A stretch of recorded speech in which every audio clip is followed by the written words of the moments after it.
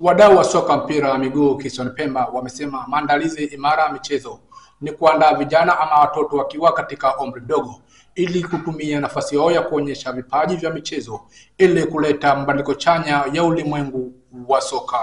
Kauli hiyo imetolewa na mwalimu wa timu ya Tangoni Academy Yusuf Asali pamoja na msemaji wa timu hiyo Faruki Haji wakati wa maandalizi ya mchezo wa kirafiki kati ya Tangoni Academy na Pembeni United, mchezo ambao ulichezwa katika kiwanja cha Pembeni.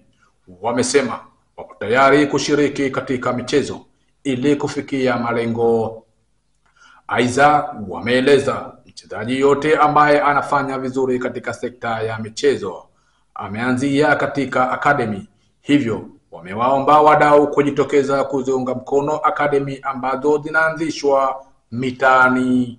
Tumekuja kwa kukuza vipaji, lakini pia tunataka tushiriki katika baadhi ya ligi tofauti, lakini kuna baadhi ya changamoto ambazo zinaturejesha nyuma kuhusu vifaa.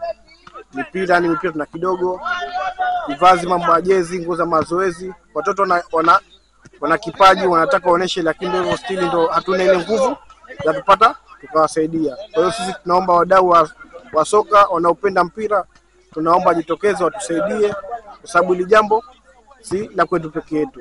Na wao wakitusaidia itakuwa ni vizuri sana, kwa sababu watoto wanataka wanaonesha moyo. Yaani hapa leo tupo game na still wameshafanya vizuri, alhamdulillah rabbil alamin. Kwa hiyo tunashukuru Mungu mpaka sasa hivi, ila ndio hivyo wadau tunaomba tusupport. Ili ni jambo kila mmoja analihitaji.